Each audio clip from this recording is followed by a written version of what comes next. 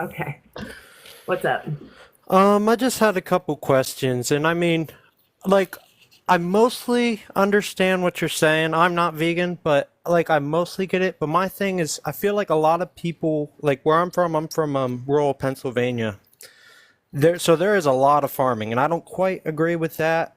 But my thing is like hunting. So like hunting puts back into the when people pay for hunting license, it goes back into the environment. The game Mhm. commissions and stuff puts it back into the environment, and that's food people have for winter since we don't have a constant where you could just grow all year. And where I'm from, a lot of people grow for themselves. So like I feel like being vegan is like kind of a privilege in a way. Like not to sound ignorant, That's fine. I but understand what you're saying, but I guess my point when I say that everyone can be vegan is that they understand the concept that animals are sentient and do not deserve to be exploited. I absolutely recognize that people live in harsh environments, but that doesn't mean they're not able to engage in conversations about ethics and what's right and wrong, right? They can still recognize they have to do something that is immoral to survive. e- that So if my they're in a and I harsh mean environment, this it's is understandable. But if you have access to alternatives, you have a moral obligation to choose those alternatives and not take someone's life. I it's because I am split. That's why like because I heard you're atheist. I'm not. So I believe that like without like completely disrespecting animals, like what like farming, I do think that's kind of is disrespecting animals because you're like forcing them out of their environment and to mass produce meat. I do like I get that, but at the same time it's like I kind Well, of like my point is, you don't even need to use their bodies, wild or factory farm. You don't need to use their bodies. There are alternatives. I my thing is just like I said, I'm from a rural community, so like we don't have like as much resources as like people in the city where they have, big markets and stuff from around the whole world. So a lot of the stuff we have is literally from our community. Mhm. I So mean, it makes it what needs to hard to happen source is out. what needs to happen is there needs to be an increase in demand of plant foods and a decrease in demand of animal products. So if you have an increased demand for plant foods, there's going to be someone that fills that niche, right? There's going to be someone that sees there's money to be made and they'll produce something for that demand.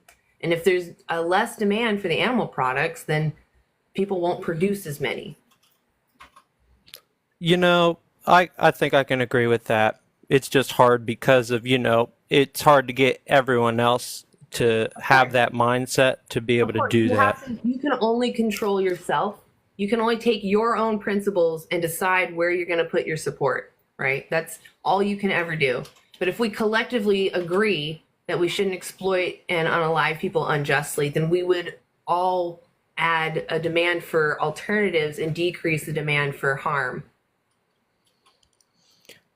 Yeah, I'm honestly, I think pretty much that's all I needed to hear. I just, there was just a couple takes I was thinking of as you were talking and that I didn't quite hear. But Yeah. yeah, yep, I Also think that's remember, all. is the inconvenience you're experiencing, maybe you have to drive 2 hours to a grocery store to get everything you need, is that inconvenience worth more than the animal that's going to lose their whole entire life?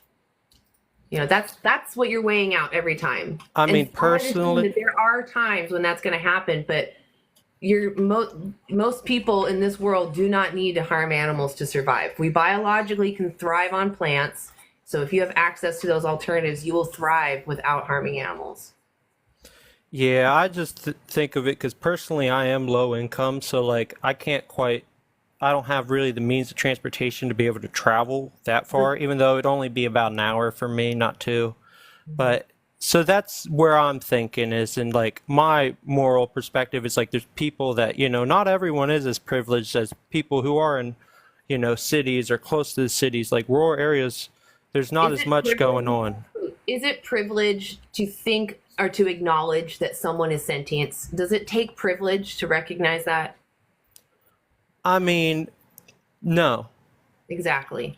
So anybody even in harsh environments, can go, I don't want to be a part of enslaving someone and ignoring their consent. I don't want to be a part of that. And they can make the changes as much as they possibly can because they're motivated to not exploit someone, right? If you genuinely don't want to exploit someone, you'll make the efforts to not do it.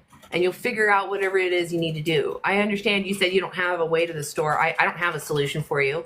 But if you genuinely don't want to hurt animals, you'll try to find ways around it, right? You're going to try to find ways to go vegan. But if you don't have that mindset, if you don't care what happens to animals and you don't think of them as deserving bodily autonomy, you're going to consume their body without even thinking about it. Yeah. Yeah, I see what you're saying. Yeah. So people are they're just, a lot of people come up here trying to argue to keep a hold of their tasty treat. And they're not really thinking about the sentient being that they're robbing life from, you know? I hear some farmers tell me they cry when they unalive their animals, but it's like, that doesn't matter for the animal. It's more about, do you see them as a sentient being that deserves their bodily autonomy?